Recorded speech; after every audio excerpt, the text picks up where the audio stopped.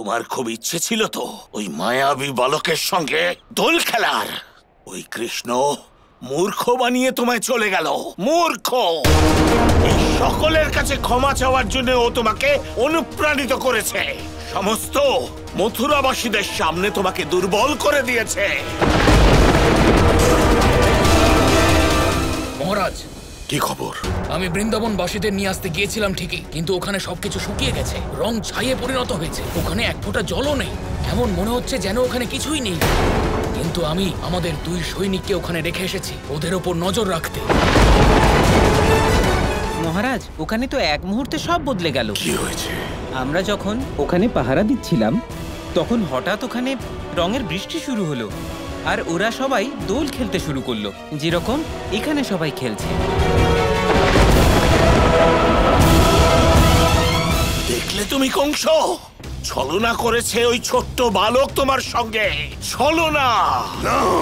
মহারাজ, আমার কথাটা শুনুন।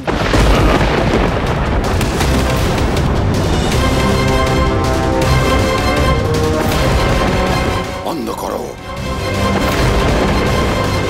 আজকের পরে যতদিন মথুরাতে মহাবলী কংসের রাজত্ব থাকবে, এখানে দোল হবে না।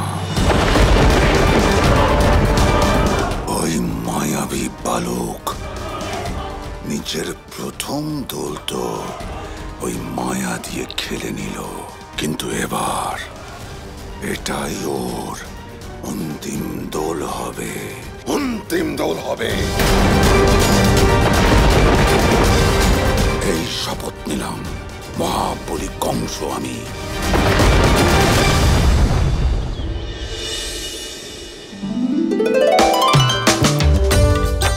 আজ তো দোল খেলে খুব মজা হলো।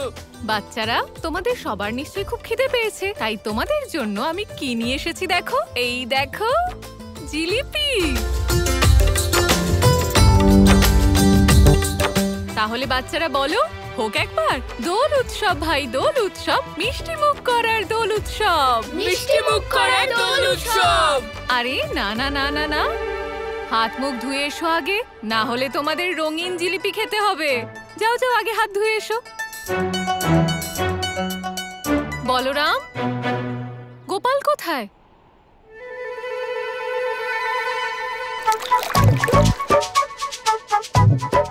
গোপাল!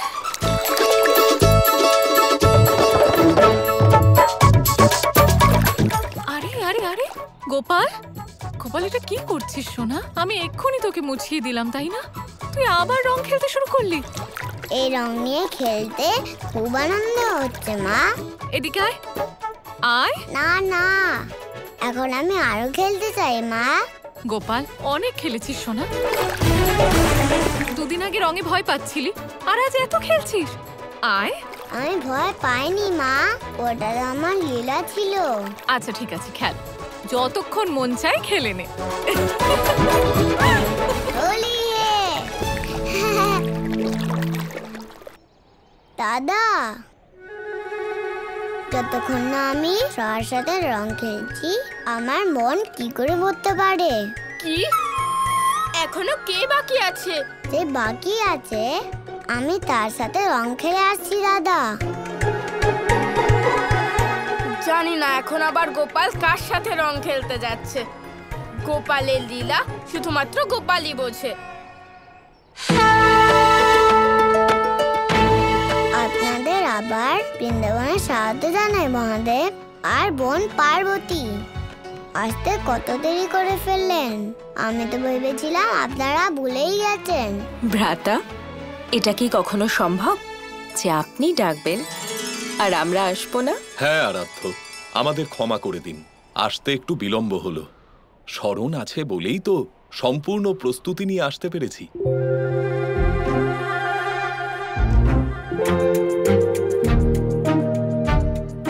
এ কি আরাধ্য, আপনি তো রুষ্ট হয়ে গেলেন। হ্যাঁ, রাগ করেছি, কারণ আপনি অনেক দেরি করে এসেছেন আরাধ্য।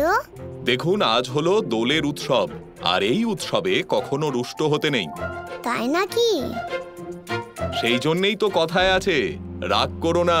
আজ দোল।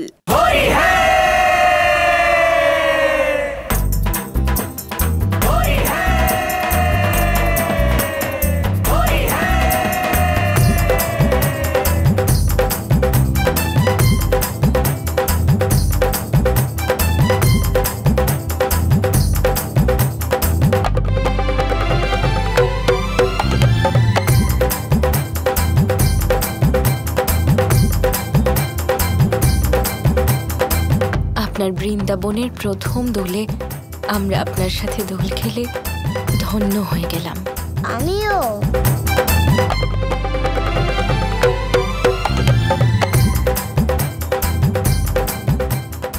এই লীলায় আপনার সহযোগী হয়ে আমরা ধন্য হলাম প্রভু। ঠিক বলেছেন ইন্দ্রদেব আপনি। বৃন্দাবনের এই আশ্চর্য দোলের সাক্ষী হয়ে আজ আমরা এত সুন্দর মুহূর্ত দেখতে পেলাম, যা যুগ যুগ ধরে স্মরণ করা হবে। হোলি হ্যাঁ।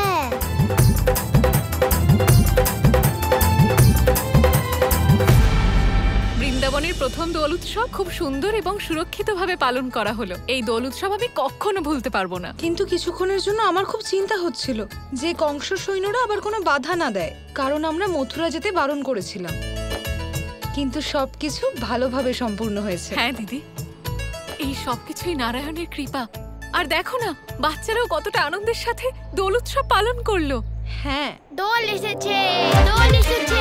যশোদা রানী একবার দেখো না দিকে, উৎসব পালন করলো না, এখনো চলছে। হ্যাঁ,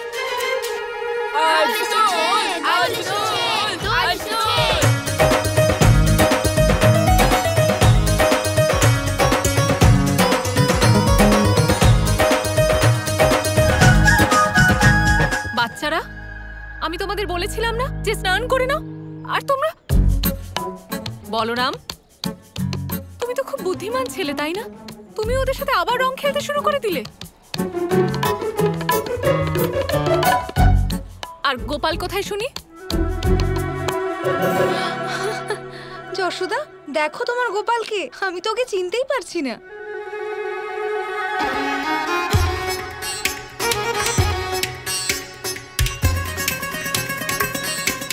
গোপাল,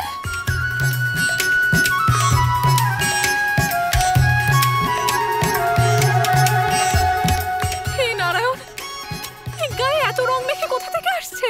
আরাধ্য, বোন পার্বতী আর আমার বন্ধুদের সাথে খেলে এসেছি মা। আয় দেখি মুছে দে। গোপাল, চেনাই যাচ্ছে না একদম। কি রং? এ তো কিছুতেই উঠছে না।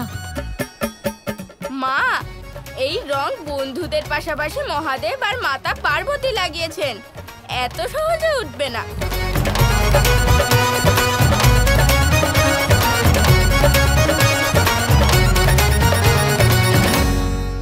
আমার তো আরো রং খেলতে ইচ্ছা করছে মা। আমার মনে হয় গোপাল আরো কিছুক্ষণ রং খেলতে চায় কাকিমা। একদম না।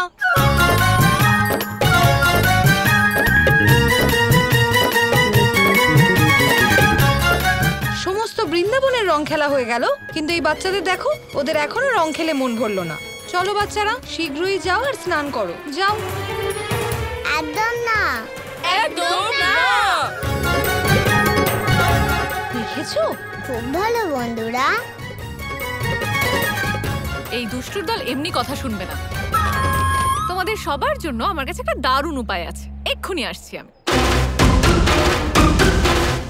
মা, কোন উপায়ের কথা বলছে গোপাল? এটা তো আমিও জানি না মা। মা কি করতে চলেছে সেটা ভেবেই আমার ভয় করছে। গোপাল,